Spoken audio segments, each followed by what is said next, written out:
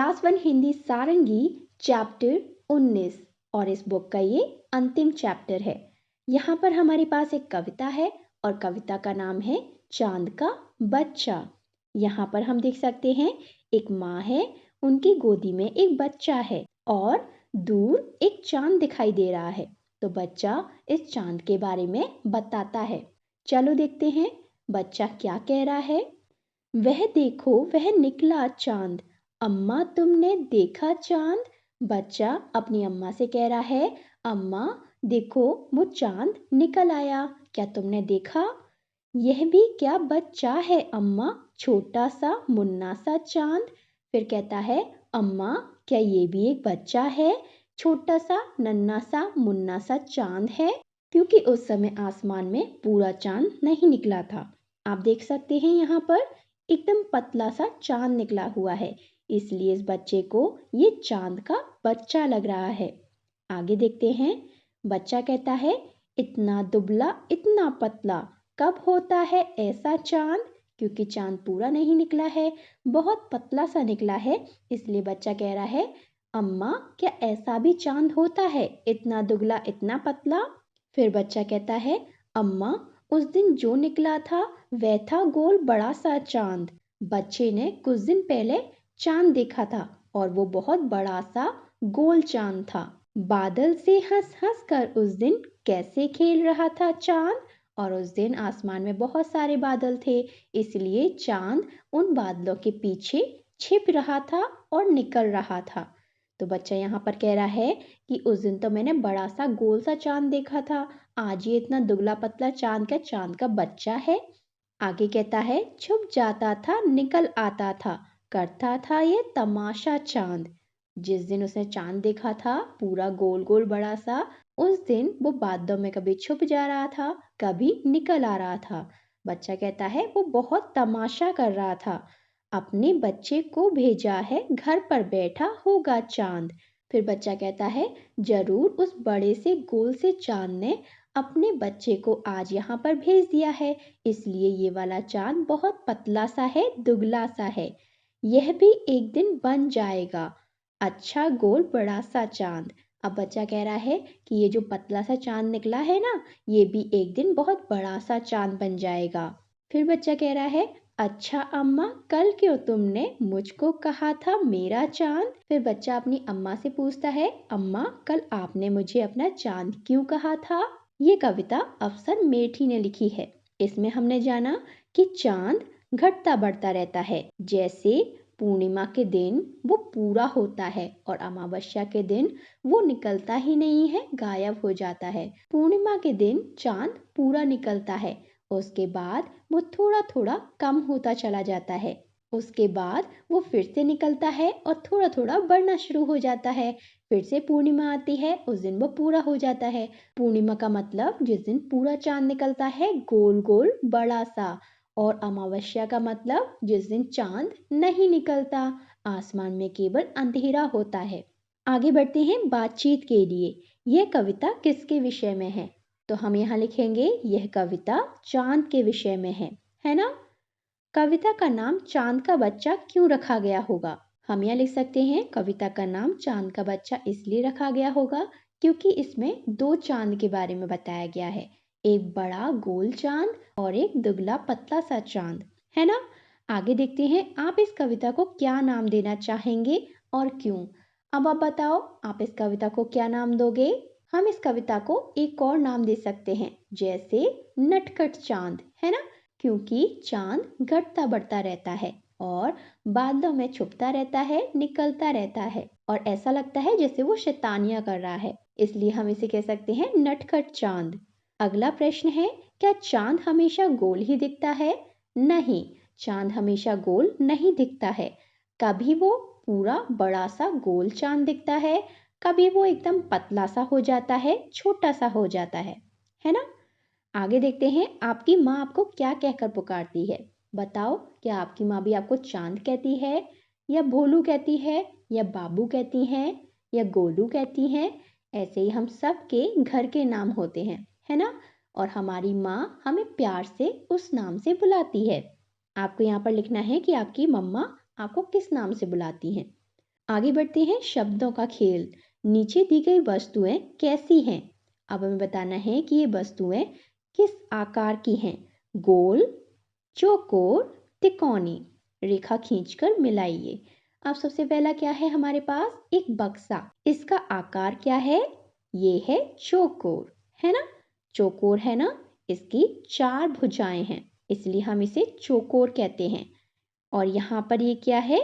चौकोर, तो हम इसे इससे मिला देंगे। अगला है पहिया। इसका आकार क्या है? गोल, है ना?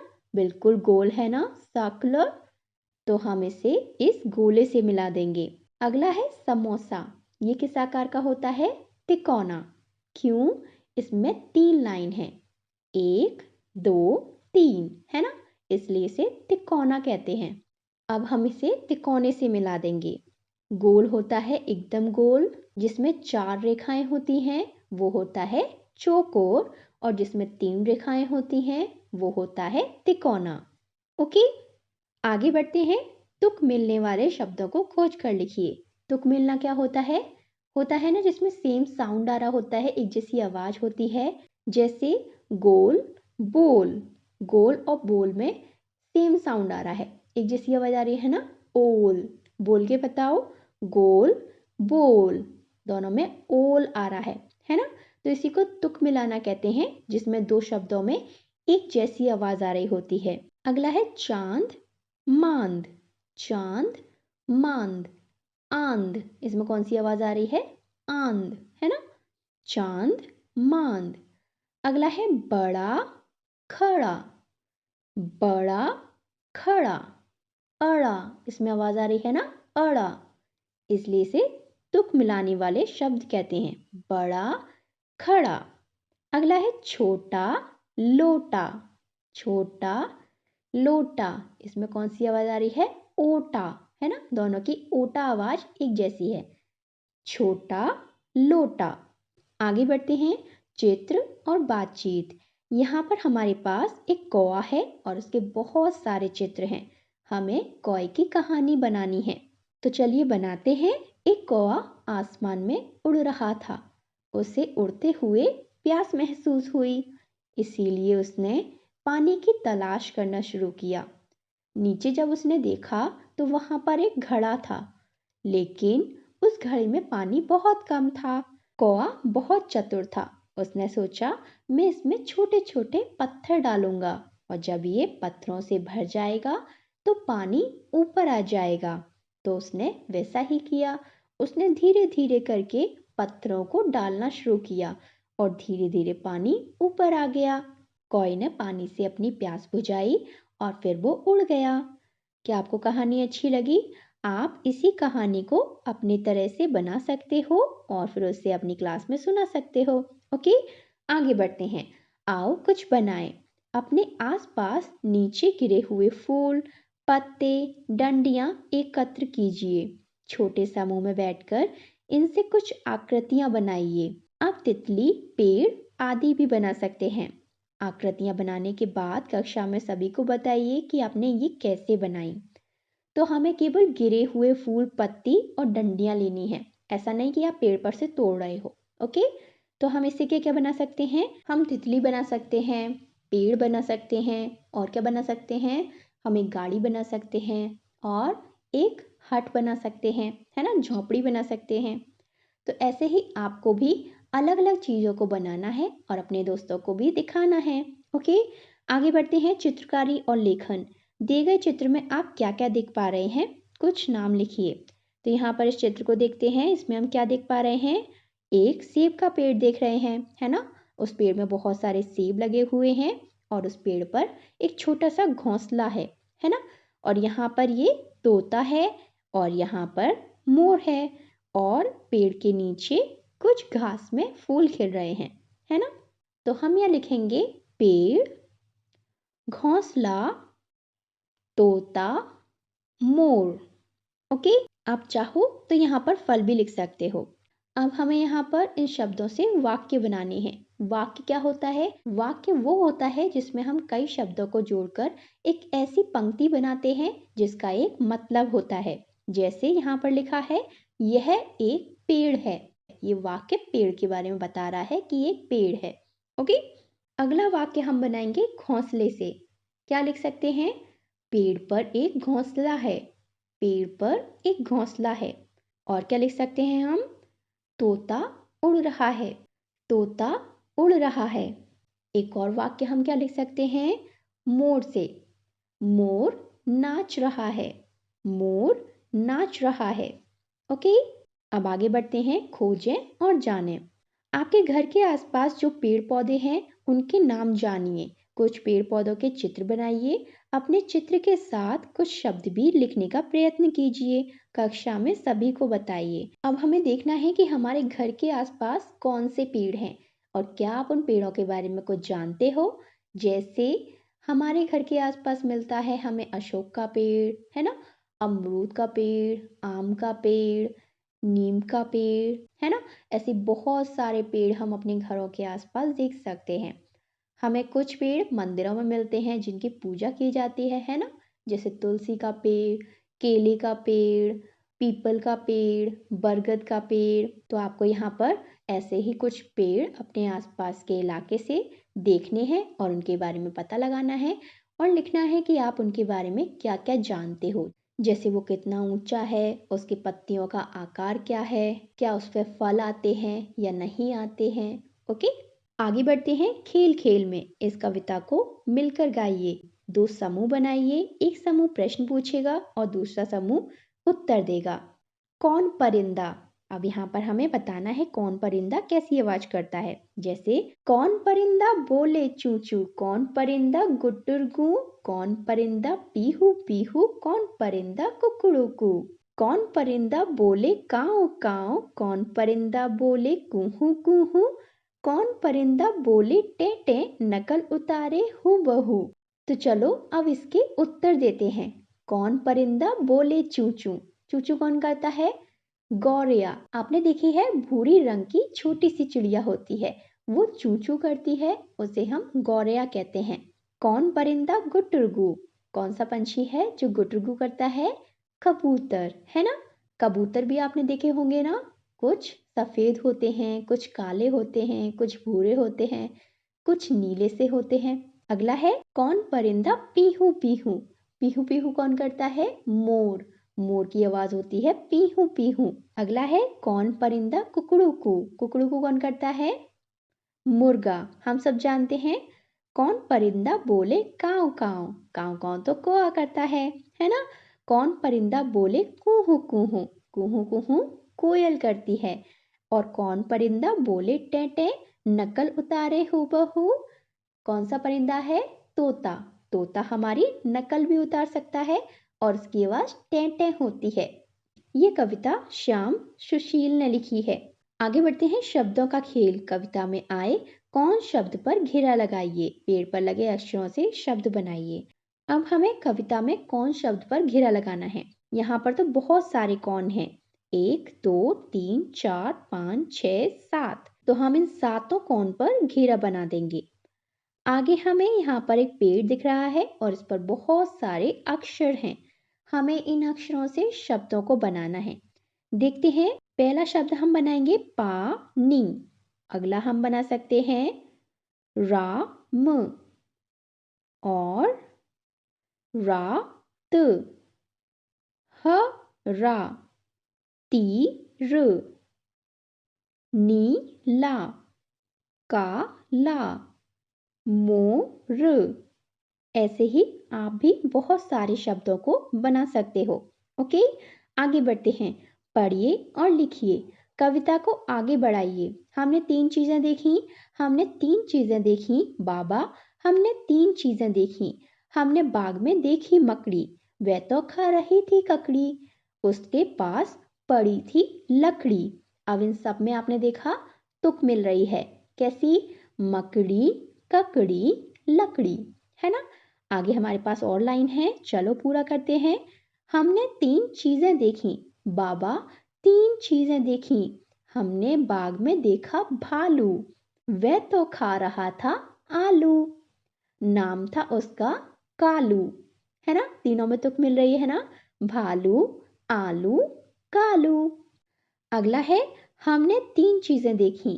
बाबा 3 चीजें देखी। हमने बाग में देखा बंदर, वह तो खा रहा था चुकंदर, नाम था उसका सिकंदर। इन सब की भी तुक मिल रही है ना, बंदर, चुकंदर, सिकंदर। ओके, ऐसे ही आप इसमें और कुछ भी लिख सकते हो। आगे बढ़ते हैं। शब्दों में आए अक्षरों के अनुसार उन्हें ठ, ध, ढ, श के घर में छांट कर लिखिए। अब यहाँ पर हमारे पास 4 घर हैं। एक घर का नाम है ठ से, उसमें केवल वही शब्द आएंगे जो ठ से शुरू हो रहे हैं। ओके, ऐसे ही दूसरा घर है ध, इसमें वो शब्द आएंगे जो ध से शुरू हो रहे हैं। अगला है हमारा ढ, ढ वाले घर में वो शब्द आएंगे जो ढ से शुरू हो रहे हैं। और अंतिम घर है हमारा श, श घर में वो शब्द आएंगे जो श से शुरू हो रहे हैं। ओके, पहला शब्द है ठाठ, ये किससे शुरू हो रहा है, ठ से, तो हम इसे ठ वाले घर में लिख देंगे। अगला है धोती, किससे शुरू हो रहा है, ध, धोती, तो हम इसे ध वाले घर में लिख देंगे। अगला है ढक्कन, ढ, ढक्कन, तो हम इसे ढ वाले घर में लिख देंगे।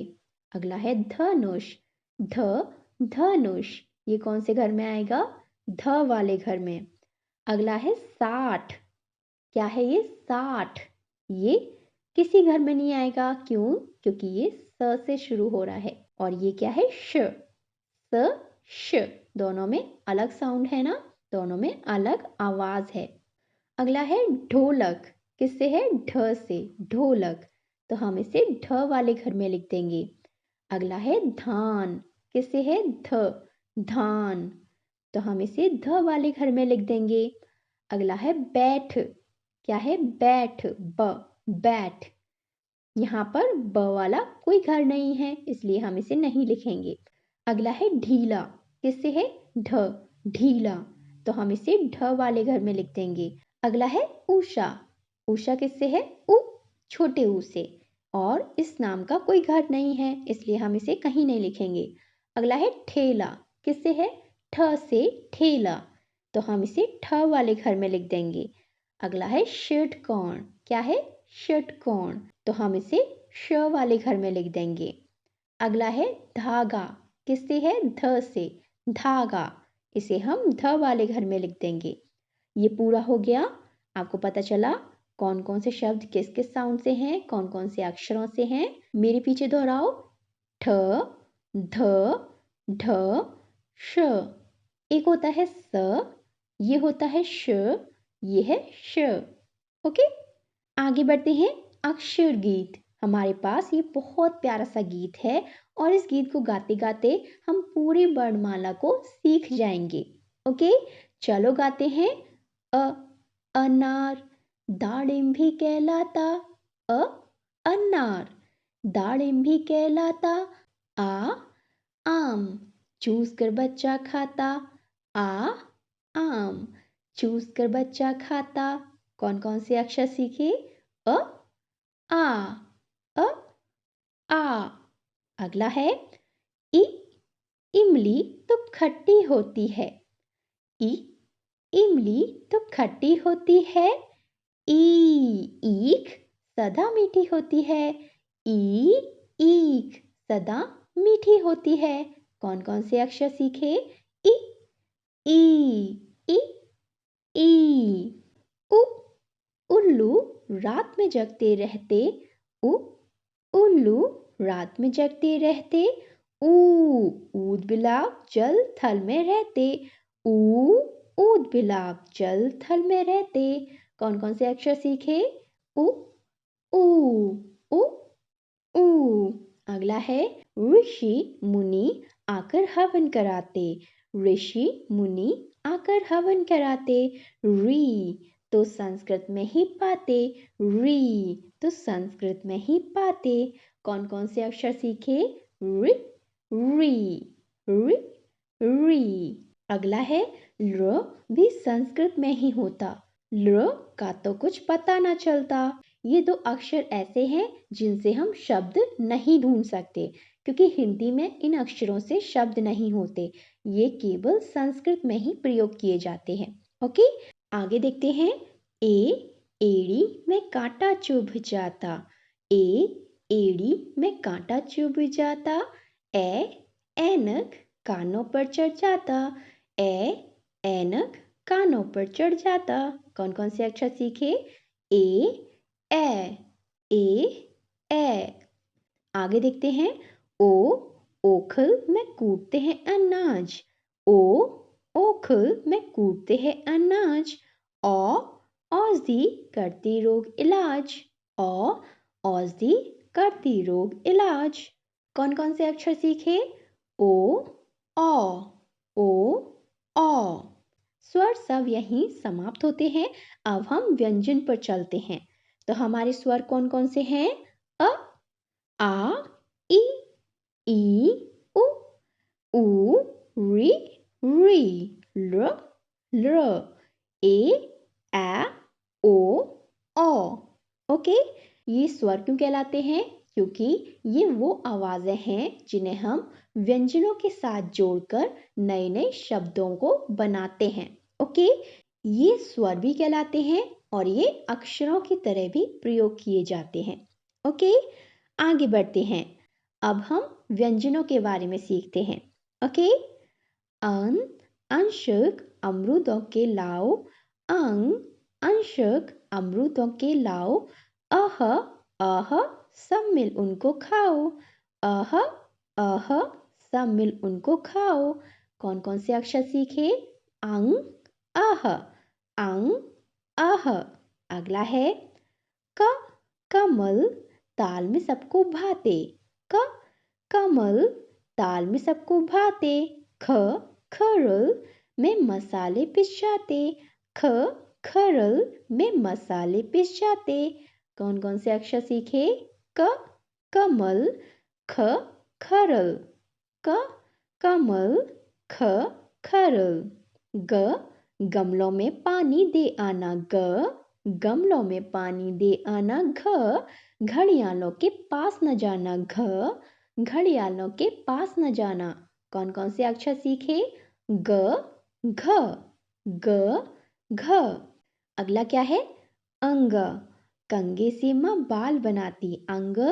कंघे से माँ बाल बनाती। क से अंग ध्वनि कंठ से आती।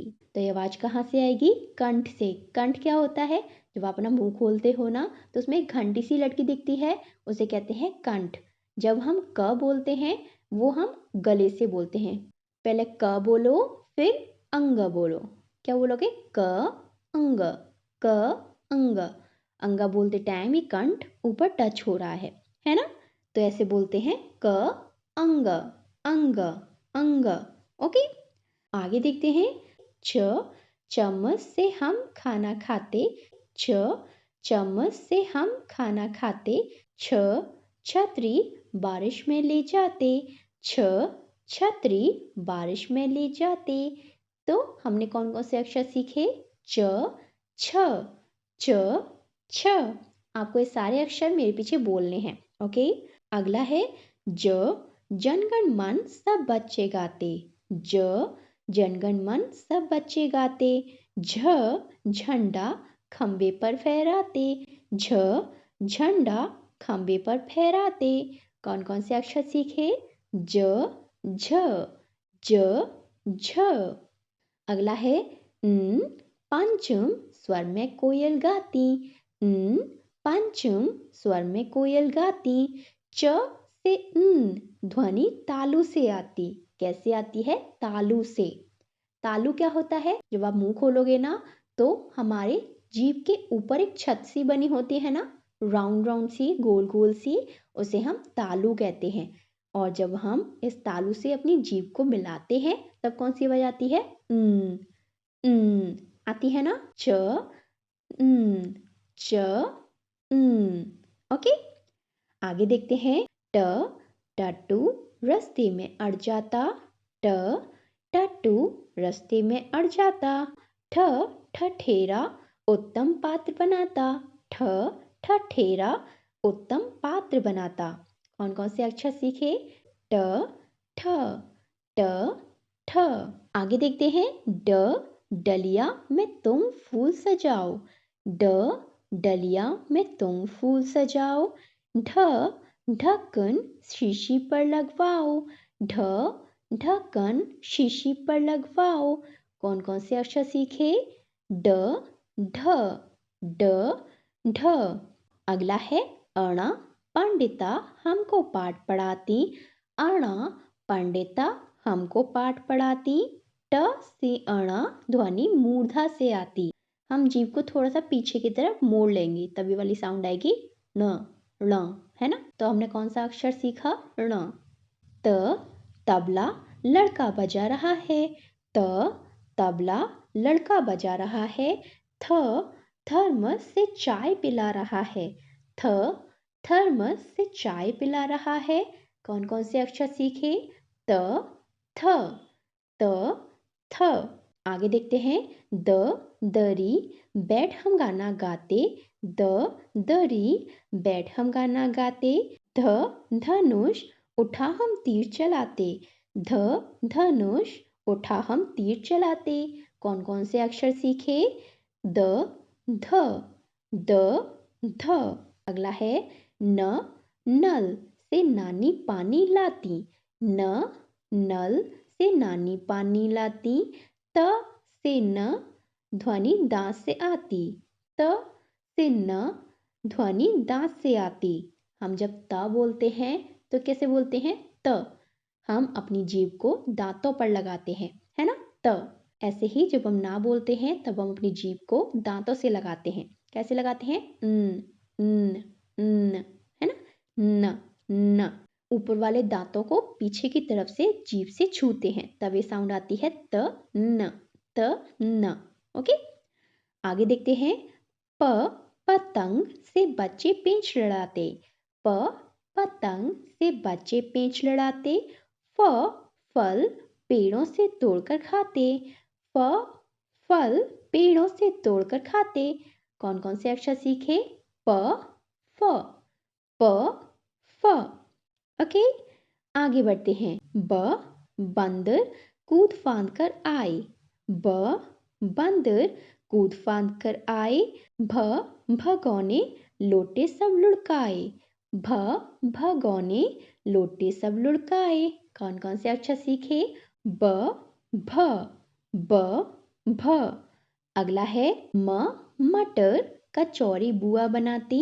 म मटर कचौरी बुआ बनाती। प से म ध्वनि ओष्ठ से आती। प से म ध्वनि ओष्ठ से आती। ओष्ठ क्या होता है? हमारे होठों को हम ओष्ठ कहते हैं। ओके। प हम कैसे बोलते हैं? जब हम प बोलते हैं हमारे दोनों होठों को हम बंद करते हैं ना, प प। ऐसे ही जब हम म बोलते हैं तब भी हम अपने होठों को अंदर की तरफ लेते हैं। कैसे करते हैं? म म म, है ना। दोनों होठों को अंदर की तरफ लेके उसे दबाते हैं। म प म। तो यहाँ पर हमने अक्षर सीखा म। अगला है य यज्ञ में घी की आहुति देते। य यज्ञ में घी की आहुति देते। र रबड़ी हलवाई से लेते। कौन कौन से अक्षर सीखे? य र य र। आगे बढ़ते हैं। ल लवण नमक को भी है कहते। ल लवण नमक को भी है कहते। व वन मानुष जंगल में रहते। व वन मानुष जंगल में रहते। इससे पहले हमने कौन सा अक्षर सीखा था? ब। उसमें हम ओष्ठों मतलब होठों का प्रयोग करते हैं, है ना। ब बोलते टाइम हम अपने होठों को अंदर लेते हैं, राइट। ब बोलकर देखो, ब। अब यहाँ पर हमने देखा व में हम क्या कर रहे हैं? होठों को खोल रहे हैं, ना कि बंद कर रहे हैं, है ना। व ल व ल व। ओके। आगे देखते हैं। दो स्वर मेल से यर लव आते। दो स्वर मेल से यर लव आते, अतः अर्ध स्वर ये कहलाते। इन्हें हम अर्ध स्वर भी कहते हैं। ये चार अक्षर स्वर जो हमने सीखे थे ना, अ आ ई उ ए ऐ, है ना, तो उनके मेल से ये अक्षर बने हैं, इसलिए हम इन्हें अर्ध स्वर भी कहते हैं, मतलब आधे स्वर। ओके। आगे देखते हैं। श शरीफा पकने पर ही खाओ। श शरीफा पकने पर ही खाओ। श षटकोण चित्र स्वयं बनाओ। जब हम श बोलते हैं तब हम अपनी जीभ से हवा को बाहर फेंक रहे होते हैं, श, है ना। और जब हम श बोलते हैं तब हम जीभ को थोड़ा नीचे मोड़ लेते हैं और फिर हवा फेंकते हैं, श श। तो हमने यहाँ पर दो अक्षर सीखे, श श। स सप्तऋषि आकाश चमकाते। स सप्तऋषि आकाश चमकाते। ह हल किसान खेतों में चलाते। ह हल किसान खेतों में चलाते। अब यहाँ पर हमने कौन कौन से अक्षर सीखे, स ह, स ह। आगे देखते हैं, श श स ह ऊष्म कहाते। इन्हें क्या कहते हैं, ऊष्म। अक्षर यहीं समाप्त हो जाते। इसी तरह यहाँ पर ये सारे अक्षर समाप्त हो गए, जिसमें हमने स्वरों के बारे में सीखा और व्यंजनों के बारे में सीखा। और इसके अलावा संयुक्त व्यंजन होते हैं जिनकी संख्या 4 होती है। ये संयुक्त व्यंजन इसलिए कहलाते हैं क्योंकि ये दो व्यंजनों के मेल से बनते हैं, जैसे क्ष त्र ज्ञ श्र। मेरे पीछे दोहराओ, क्ष त्र ज्ञ श्र। और नुक्ता व्यंजन भी होते हैं, नुक्ता व्यंजन जिनमें बिंदी नीचे लगती है, जैसे ळ और ळ। ओके, तो इसी के साथ हमने कक्षा 1 की हिंदी की पाठ्य पुस्तक समाप्त कर दी है। अब मैं आपसे अगले वीडियो में मिलूंगी। तब तक के लिए अपना ख्याल रखो और खुश रहो। Bye bye.